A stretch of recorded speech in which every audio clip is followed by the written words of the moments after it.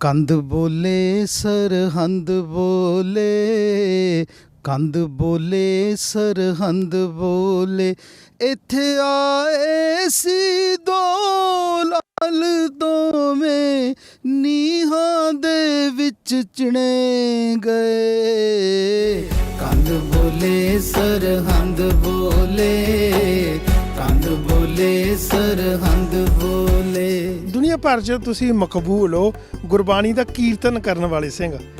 ਇਸ ਪਾਸੇ ਵੱਲ ਇਹ ਟ੍ਰੈਂਡ ਕਿਵੇਂ ਚੇਂਜ ਹੋਇਆ? ਪਿਤਾ ਜੀ ਗਾਉਂਦੇ ਸਨ, ਮੈਂ ਤਬਲੇ ਤੇ ਸੰਗਤ ਕਰਦਾ ਹੁੰਦਾ ਸੀ ਉਹਨਾਂ ਨਾਲ। ਸੋ ਉਹਨਾਂ ਦਾ ਲਿਖਿਆ ਹੋਇਆ ਇਹ ਗੀਤ ਅੱਜ ਦਾਸ ਨੇ ਦੋ ਤਿੰਨ ਦਿਨ ਹੋ ਗਏ ਇਸ ਨੂੰ ਰਿਲੀਜ਼ ਹੋਇਆ। ਸੋ ਇਹ ਉਹਨਾਂ ਦਾ ਲਿਖਿਆ ਹੋਇਆ ਇਹ ਗੀਤ ਅਸੀਂ ਗਾਇਆ ਹੈ। ਸਾਡੇ ਮਨ 'ਚ ਜਦੋਂ ਖਿਆਲ ਆਇਆ ਵੀ ਇਹ ਗੀਤ ਬਹੁਤ ਮਕਬੂਲ, ਬਹੁਤ ਸੋਹਣੇ ਸ਼ਬਦ ਨੇ, ਕੰਧ ਬੋਲੇ ਸਰਹੰਦ ਬੋਲੇ, ਇਹ ਸੰਬੋਧਿਤ ਕਿਹਨੂੰ ਹੈ ਇਹ ਗੀਤ? ਮਾਤ ਗੁਜਰੀ ਅਤੇ ਸਾਹਿਬਜ਼ਾਦਿਆਂ ਦਾ ਪਤਾ ਕਰਨ ਵਾਸਤੇ ਜਦੋਂ ਸਰਹੰਦ ਪਹੁੰਚਿਆ ਨੂਰਾ ਮਾਹੀ, ਤਾਂ ਉਹ ਕੰਧ ਕੋਲੇ ਜਦੋਂ ਉਸ ਸ਼ਹਿਰ ਦੇ ਨਿਵਾਸੀਆਂ ਨੇ ਦੱਸਿਆ ਕਿ ਉਹ ਕੰਧ ਹੈ ਜਿੱਥੇ ਉਹਨਾਂ ਨੂੰ ਸ਼ਹੀਦ ਕੀਤਾ ਸੀ, ਨੀਹਾਂ ਵਿੱਚ ਚਿਣਿਆ ਸੀ, ਉਸ ਵਕਤ ਦਾ ਕੰਧ ਦਾ ਸੀਨ ਸਾਡੇ ਪਿਤਾ ਜੀ ਬਿਆਨ ਕੀਤਾ ਹੈ। ਪਿਤਾ ਜੀ ਨੇ ਉਹਨਾਂ ਦੀ ਕਲਮ ਤੋਂ ਲਿਖਿਆ ਹੋਇਆ ਇਹ ਗੀਤ। ਕੰਧ ਬੋਲੇ, ਕੰਧ ਬੋਲਦੀ ਹੈ, ਨੂਰੇ ਮਾਹੀ ਨੂੰ ਦੱਸਦੀ ਹੈ। ਜਦੋਂ ਨੂਰਾ ਮਾਹੀ ਪਹੁੰਚਦਾ ਹੈ ਕੰਧ ਕੋਲੇ, ਉਹ ਆਵਾਜ਼ ਆਉਂਦੀ ਹੈ, ਕੰਧ ਬੋਲੇ ਸਰਹੰਦ ਬੋਲੇ, ਕੰਧ ਬੋਲੇ ਸਰਹੰਦ ਬੋਲੇ। ਫਿਰ ਘਾਟ ਕਿੱਥੇ ਹੈ ਵੀ ਪੰਜਾਬ ਦੀ ਧਰਤੀ ਦੇ ਉੱਤੇ ਇਹ ਬੇਅਦਬੀਆਂ ਹੋਣ? ਇਹ ਤਾਂ ਸਾਡੇ ਮੱਥੇ ਦੇ ਉੱਤੇ ਬਹੁਤ ਵੱਡਾ ਕਲੰਕ ਨਹੀਂ ਹੈ? ਦੁਖਾਂਤ ਬਹੁਤ ਵੱਡਾ ਇਹ ਹੈ ਕਿ ਅਸੀਂ ਜਿਸ ਗੁਰੂ ਦੇ ਲੜ ਸਾਨੂੰ ਕਲਗੀਧਰ ਪਾਤਸ਼ਾਹ ਲਾ ਕੇ ਗਏ ਸੀ, ਅਸੀਂ ਉਹ ਗੁਰੂ ਨੂੰ ਛੱਡ ਕੇ ਹੋਰ ਗੁਰੂਆਂ ਦੇ ਮਗਰ ਲੱਗੇ ਹਾਂ। ਛੋਟੀ ਉਮਰ ਦੇ ਪੁੱਤ ਵਾਰ ਤੇ ਵੱਡੀ ਉਮਰ ਦੇ ਮਾਪੇ, ਤੇਰੇ ਜਿਹਾ ਦਾਨੀ ਪਾਤਸ਼ਾਹ ਕੋਈ ਨਾ ਜਹਾਨ ਵਿੱਚ ਜਾਪੇ। ਅੱਜ ਅਸੀਂ ਸਾਹਿਬਜ਼ਾਦਿਆਂ ਦੀ ਸ਼ਹਾਦਤ ਨੂੰ ਸਮਰਪਿਤ ਜੋੜ ਮੇਲ ਸੰਸਾਰ ਭਰ ਦੇ ਵਿੱਚ ਮਨਾ ਰਹੇ ਹਾਂ। ਪਿਛਲੇ ਦਿਨੀ ਮੇਰੇ ਵੀਰ ਅੰਮ੍ਰਿਤਪਾਲ ਸਿੰਘ ਜੀ ਵੱਲੋਂ ਕੰਧ ਬੋਲੇ ਸਰਹੰਦ ਬੋਲੇ ਇੱਕ ਗੀਤ ਪੰਥ ਦੀ ਝੋਲੀ ਵਿੱਚ ਪਾਇਆ। ਆਪਾਂ ਗੱਲਬਾਤ ਕਰਦੇ ਹਾਂ ਉਸ ਗੀਤ ਦੀ ਬਾਬਤ। ਮੈਂ ਉਹਨਾਂ ਦੇ ਮਨ ਦੇ ਇਹ ਬਲਬਲੇ, ਇਹ ਅੱਜ ਦੇ ਸਮੇਂ ਦੇ ਵਿੱਚ ਇਹ ਖਿਆਲ ਕਿਵੇਂ ਆਇਆ। ਪੰਜਾਬੀ ਲੋਕ ਚੈਨਲ ਵਿੱਚ ਤੁਹਾਡਾ ਸਵਾਗਤ ਹੈ ਜੀ। ਵਾਹਿਗੁਰੂ ਜੀ ਕਾ ਖਾਲਸਾ, ਵਾਹਿਗੁਰੂ ਜੀ ਕੀ ਫਤਿਹ। ਸਮੂਹ ਪੰਜਾਬੀ ਲੋਕ ਚੈਨਲ ਸਾਰੀ ਟੀਮ ਦਾ ਤਹਿ ਦਿਲੋਂ ਧੰਨਵਾਦ, ਜਿਨ੍ਹਾਂ ਨੇ ਟੀਵੀ ਤੇ ਆਪ ਜੀ ਨੇ ਦਰਸ਼ਨ ਕਰਵਾਏ ਸੰਗਤ ਦੇ। ਸੋ ਆਪ ਜੀ ਦਾ ਬਹੁਤ ਬਹੁਤ ਧੰਨਵਾਦ ਜੀ।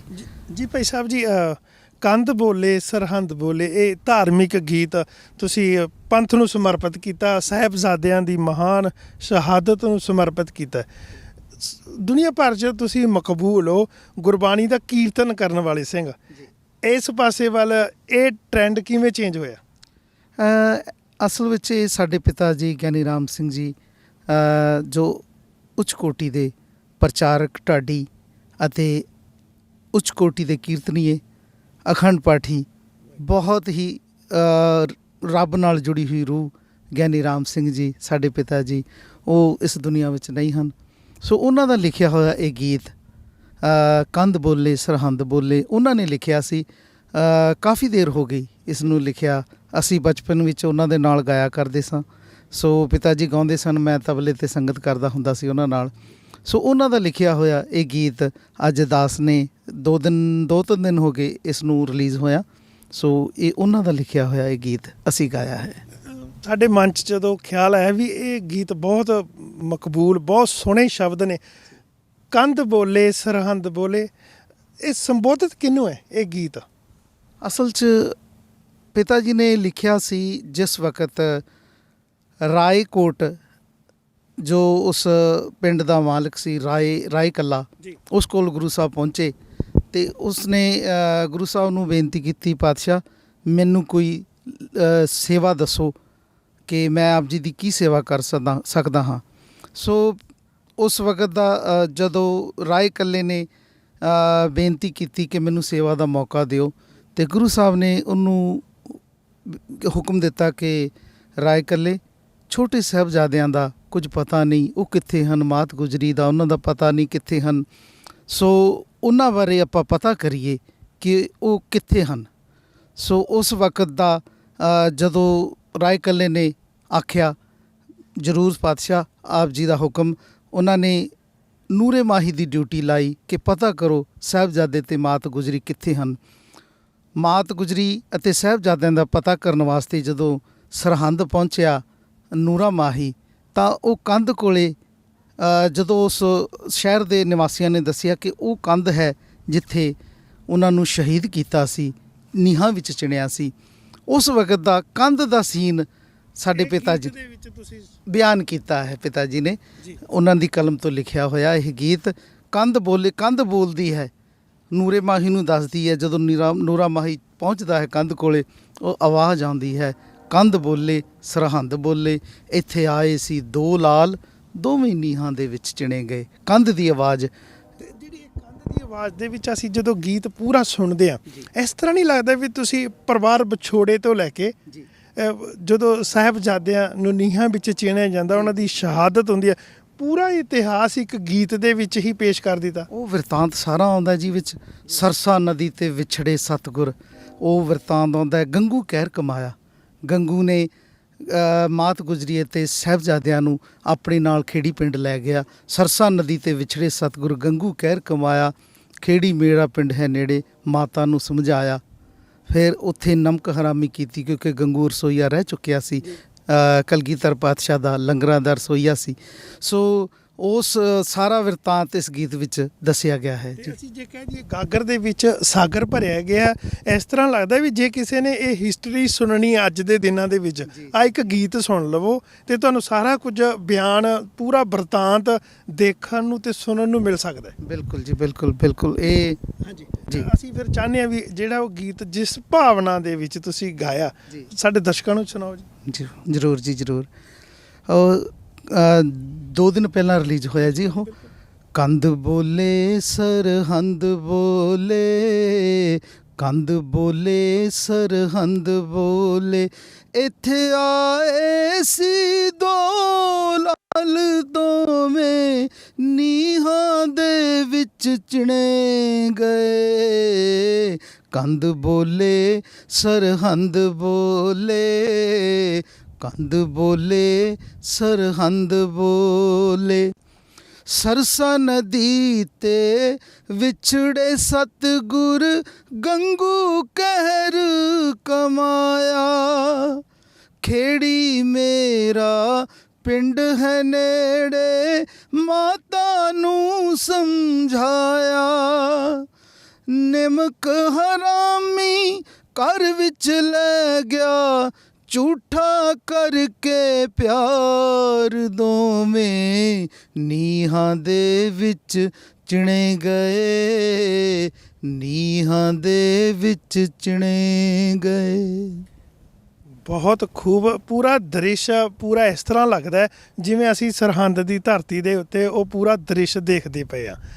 ਅੱਜ ਜਦੋਂ ਅਸੀਂ ਇੰਨੀਆਂ ਠੰਡੀਆਂ ਰਾਤਾਂ, ਆਪਾਂ ਹੁਣ ਤੁਹਾਨੂੰ ਲੱਗਦਾ ਵੀ ਮੋਟੇ ਕੋਟ ਪਾਏ ਆ, ਠੰਡ ਲੱਗਦੇ ਆ, ਹੱਥ ਠਰਦੇ ਆ, ਉਹ ਦਿਨਾਂ ਨੂੰ ਅਸੀਂ ਚੇਤੇ ਕਰੀਏ ਤੇ ਅੱਜ ਦੇ ਮਾਹੌਲ ਦੇ ਅਨੁਸਾਰ ਦੇਖੀਏ, ਗੁਰੂ ਸਾਹਿਬਾਨ ਦੀ ਜਿਹੜੀ ਪੰਜਾਬ ਦੇ ਵਿੱਚ ਸਾਡਾ ਉਹ ਅਸਥਾਨ ਜਿੱਥੇ ਗੁਰੂ ਗ੍ਰੰਥ ਸਾਹਿਬ ਦੀ ਗੁਰ ਅਸਥਾਨਾਂ ਦੀ ਬੇਅਦਬੀ ਹੋ ਰਹੀ ਹੈ ਅੱਜ ਦੇ ਸਮੇਂ 'ਚ, ਉਹਦੇ ਬਾਰੇ ਤੁਸੀਂ ਕੀ ਸੋਚਦੇ ਵੀ ਅਸੀਂ ਇੰਨੇ ਕਿਹੋ ਜਿਹੇ ਹੋ ਗਏ ਸਾਡੇ ਸੁਭਾਅ ਵੀ ਅਸੀਂ ਦੱਸ ਨਹੀਂ ਸਕੇ ਲੋਕਾਂ ਨੂੰ ਵੀ ਅਸੀਂ ਜਿਹੜਾ ਗੁਰੂ ਦਾ ਸਰੂਪ ਹੈ ਅਸਲ ਵਿੱਚ ਉਹ ਹੈ ਕੀ ਹੈ। ਗੁਰੂ ਸਾਹਿਬ ਦਾ ਜਿਹੜੇ ਲੋਕ ਬੇਅਦਬੀ ਕਰਨ ਦੀ ਸੋਚ ਰਹੇ ਉਹਨਾਂ ਦਾ ਹੀਆ ਕਿਵੇਂ ਪੈ ਜਾਂਦਾ? ਅਸਲ 'ਚ ਸਭ ਤੋਂ ਵੱਡਾ ਕਾਰਨ ਜੀ ਸਾਡੀ ਫੁੱਟ ਹੈ। ਅਸੀਂ ਇੱਕ ਥਾਂ ਇਕੱਠੇ ਨਹੀਂ ਹੁੰਦੇ। ਸੋ ਮੇਰੀ ਹੱਥ ਜੋੜ ਬੇਨਤੀ ਹੈ ਸਾਰੇ ਸਿੱਖਾਂ ਨੂੰ, ਸਾਰੇ ਵੀਰਾਂ ਨੂੰ ਕਿ ਰੁਕ ਸਕਦੀਆਂ ਹਨ। ਇੱਕ ਪਲੇਟਫਾਰਮ 'ਤੇ ਇਕੱਠੇ ਹੋ ਕੇ ਸਾਰੇ ਇੱਕ ਐਸਾ ਕਾਨੂੰਨ ਬਣਾਓ ਕਿ ਇਹ ਬੇਅਦਬੀਆਂ ਬਾਰੇ ਸੋਚੋ ਕਿ ਅਸੀਂ, ਸਾਡੇ ਵਿੱਚ ਘਾਟ ਕਿੱਥੇ ਹੈ। ਸਭ ਤੋਂ ਵੱਡੀ ਘਾਟ ਮੈਂ ਮਹਿਸੂਸ ਕਰਦਾ ਕਿ ਅਸੀਂ ਇੱਕ ਦੂਜੇ ਨੂੰ ਹਰ ਇੱਕ ਪਾਸੇ ਕੋਈ ਕਿਸੇ ਪਾਸੇ ਜਾ ਰਿਹਾ, ਕੋਈ ਕਿਸੇ ਪਾਸੇ, ਇੱਕ ਥਾਂ ਇਕੱਠੇ ਹੋ ਕੇ ਸਾਰੇ ਇੱਕ ਆਪਣੇ ਵੱਲੋਂ ਐਸਾ ਕਾਨੂੰਨ ਬਣਾਓ ਕਿ ਬੇਅਦਬੀਆਂ ਨੂੰ ਠੱਲ ਪਵੇ। ਲੋਕੀ ਇਹ ਸੋਚਦੇ ਆ ਵੀ ਬੇਅਦਬੀ ਹੋ ਗਈ, ਅਸੀਂ 2-4 ਦਿਨ ਗੱਲ ਕਰਦੇ ਹਾਂ, ਚਰਚਾ ਕਰਦੇ ਹਾਂ ਵੀ ਸਾਡੇ ਨਾਲ ਬਹੁਤ ਧੱਕਾ ਹੋਇਆ, ਜਿਹੜੇ ਉਹ ਦੁਸ਼ਟ ਲੋਕ ਇਦਾਂ ਦੇ ਕੰਮ ਕਰਦੇ ਆ ਉਹਨਾਂ ਨੂੰ ਮੌਕੇ ਤੇ ਸੋਧਾ ਲਾ ਦਿੱਤਾ ਜਾਵੇ। ਥੋੜ੍ਹੇ ਕੁ ਦਿਨੇ ਮਸਲਾ ਹੱਲ ਹੁੰਦਾ ਹੈ, ਚਾਹੇ ਉਹ ਬਰਗਾੜੀ ਦਾ ਮਸਲਾ ਹੋਵੇ, ਚਾਹੇ ਕੋਈ ਵੀ ਇਸ ਤਰ੍ਹਾਂ ਦਾ ਹੋਵੇ। ਜਦੋਂ ਸੌਦੇ ਸਾਧ ਦੀ ਗੱਲ ਆਉਂਦੀ ਆ ਹੈ ਨਾ, ਉਹ ਉਸ ਦੇ ਉੱਤੇ ਵੀ ਇਹ ਗੱਲ ਪੈਂਦੀ ਹੈ ਵੀ ਉਸਨੇ ਕੰਮ ਕੀਤਾ ਸੀ। ਮੈਨੂੰ ਯਾਦ ਆਉਂਦੇ ਵੀ ਤੁਹਾਡੀ ਫੈਮਿਲੀ, ਤੁਸੀਂ, ਤੁਹਾਡੇ ਭਰਾ ਵੀ ਉਸ ਮੂਵਮੈਂਟ ਦੇ ਨਾਲ ਜਦੋਂ ਭਾਈ ਕਮਲਦੀਪ ਸਿੰਘ ਸ਼ਹੀਦ ਹੁੰਦੇ ਆ ਸੰਗਰੂਰ, ਉਹ ਵੀ ਘਟਨਾ ਤੁਸੀਂ ਦੱਸੋਗੇ ਸੰਗਤਾਂ ਨੂੰ ਕੀ ਹੋਈ ਸੀ?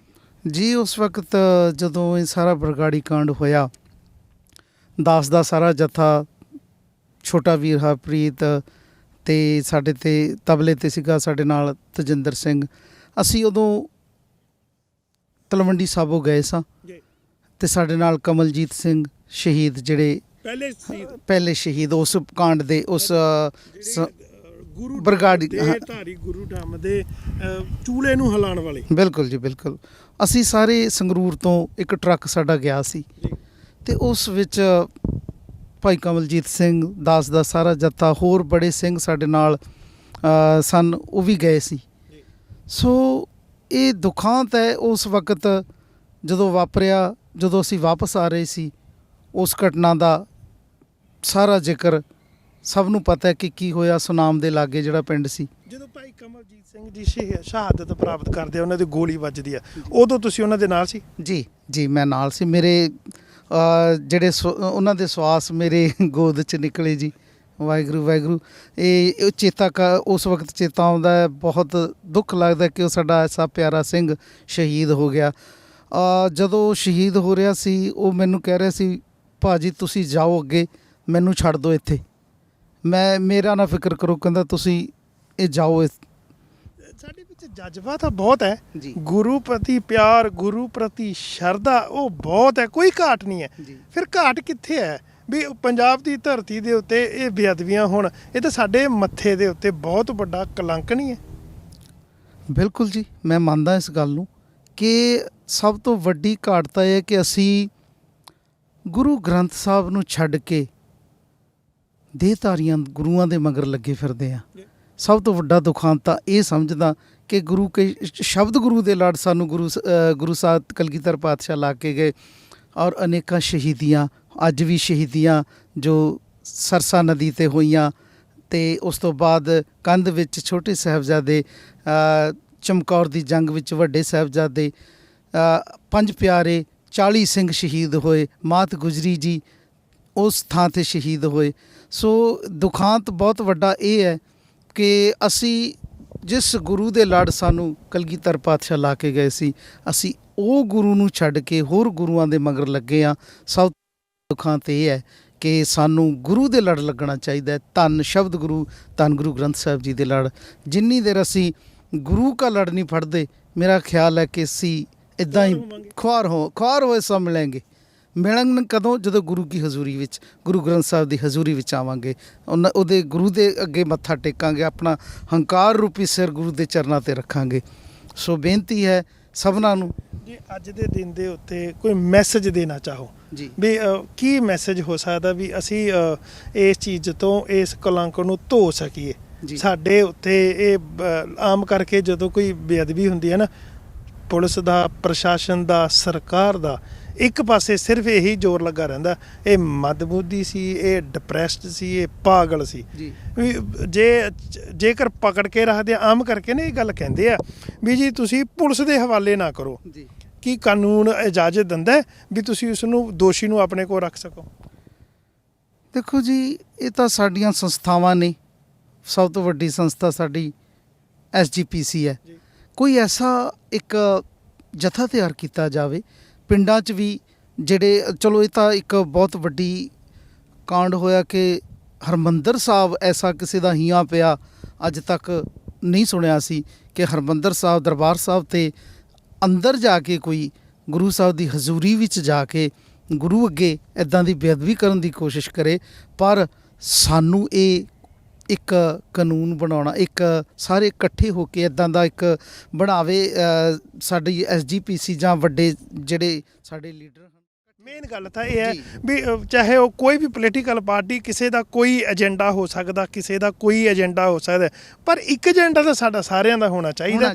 ਅਸੀਂ ਕਿਸੇ ਵੀ ਪਾਰਟੀ, ਧਰਮ ਜਾਂ ਜਾਤ ਨਸਲ ਨੂੰ ਬਿਲੋਂਗ ਕਰਦੇ ਵੀ ਅਲੱਗ ਵਿਸ਼ਾ ਹੈ, ਪਰ ਇਹ ਤਾਂ ਅਸੀਂ ਮੰਨੀਏ ਵੀ ਗੁਰੂ ਗ੍ਰੰਥ ਸਾਹਿਬ ਮਹਾਰਾਜ ਕੇਵਲ ਸਿੱਖਾਂ ਦੇ ਗੁਰੂ ਨਹੀਂ ਹੈ, ਉਹ ਪੂਰੀ ਮਨੁੱਖਤਾ ਦੇ ਗੁਰੂ ਹੈ।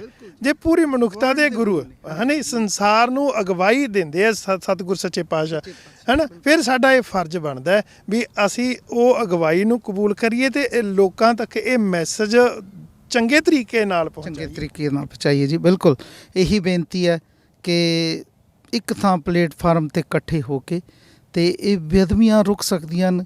ਕਿਤੇ ਨਾ ਕਿਤੇ ਸਾਡੇ 'ਚ ਘਾਟਾਂ ਨੇ ਜਿਹੜੀਆਂ ਲੋਕੀ ਉਹਨਾਂ ਦਾ ਫਾਇਦਾ ਉਠਾ ਕੇ ਤੇ ਇਹ ਬੇਅਦਬੀਆਂ ਤੱਕ ਪਹੁੰਚ ਗਏ ਨੇ। ਸੋ ਇਹ ਬੇਨਤੀ ਹੈ ਕਿ ਇੱਕ ਥਾਂ ਇਕੱਠੇ ਹੋ ਕੇ ਸਾਰੇ ਆਪਾਂ ਗੁਰੂ ਦੇ ਲੜ, ਸਭ ਤੋਂ ਪਹਿਲਾਂ ਤੇ ਗੁਰੂ ਦੇ ਲੜ ਲੱਗ ਕੇ ਅਸੀਂ, ਆਪਾਂ ਕਹਿੰਦੇ ਹਾਂ ਲੀਡਰ ਸਾਨੂੰ ਨਹੀਂ ਮਿਲਦਾ, ਲੀਡਰ ਸਾਡਾ ਹੈਗਾ। ਗੁਰੂ ਗ੍ਰੰਥ ਸਾਹਿਬ ਤੋਂ ਵੱਡਾ ਲੀਡਰ ਸਾਡਾ ਦੁਨੀਆ ਤੇ ਨਹੀਂ ਕੋਈ। ਗੁਰੂ ਗ੍ਰੰਥ ਸਾਹਿਬ ਨੂੰ ਲੀਡਰ ਰੱਖ ਕੇ ਗੁਰੂ ਦੇ ਬਚਨਾਂ ਅਨੁਸਾਰ ਚੱਲੀਏ ਤਾਂ ਮੈਂ ਕਹਿੰਦਾ ਸਾਡਾ ਪਾਰ ਉਤਾਰਾ ਹੋ ਸਕਦਾ ਹੈ। ਤੁਹਾਡਾ ਬਹੁਤ ਧੰਨਵਾਦ ਜੀ। ਇਹ ਭਾਈ ਸਾਹਿਬ ਨੇ ਵੀ ਇੱਕੋ ਗੱਲ ਤੇ ਜ਼ਿਆਦਾ ਰੱਖਿਆ ਹੈਗਾ, ਜ਼ੋਰ ਪਾਇਆ ਵੀ ਇੱਕੋ ਚੀਜ਼ ਦਾ, ਇਹ ਸਾਰੀਆਂ ਚੀਜ਼ਾਂ ਦਾ ਹੱਲ ਇਹ ਹੈ ਵੀ ਅਸੀਂ ਗੁਰੂ ਗ੍ਰੰਥ ਸਾਹਿਬ ਮਹਾਰਾਜ ਦੀ ਅਗਵਾਈ ਨੂੰ ਕਬੂਲ ਕਰੀਏ। ਤੇ ਸਭ ਤੋਂ ਵੱਡੀ ਗੱਲ ਹੈ ਵੀ ਸਾਡੇ ਬੇਸ਼ੱਕ ਮਤ ਭੇਦ ਹੋਣ, ਪਰ ਮਨ ਭੇਦ ਨਾ ਰੱਖੀਏ। ਮਨ ਭੇਦਾਂ ਤੋਂ ਉੱਪਰ ਉੱਠ ਕੇ ਅਸੀਂ, ਮਤ ਭੇਦਾਂ ਤੋਂ ਉੱਪਰ ਉੱਠ ਕੇ ਅਸੀਂ ਗੁਰੂ ਗ੍ਰੰਥ ਸਾਹਿਬ ਮਹਾਰਾਜ ਦੇ ਸਤਿਕਾਰ ਹਿੱਤ ਜਿੰਨਾ ਵੀ ਯੋਗਦਾਨ ਪਾ ਸਕਦੇ ਹਾਂ, ਸਾਨੂੰ ਜ਼ਰੂਰ ਪਾਉਣਾ ਚਾਹੀਦਾ। ਪੰਜਾਬੀ ਲੋਕ ਚੈਨਲ ਦੇ ਵਾਸਤੇ ਹਰਪਾਲ ਸਿੰਘ ਸੁਨਾਮ। ਵਾਹਿਗੁਰੂ ਜੀ ਕਾ ਖਾਲਸਾ, ਵਾਹਿਗੁਰੂ ਜੀ ਕੀ ਫਤਿਹ।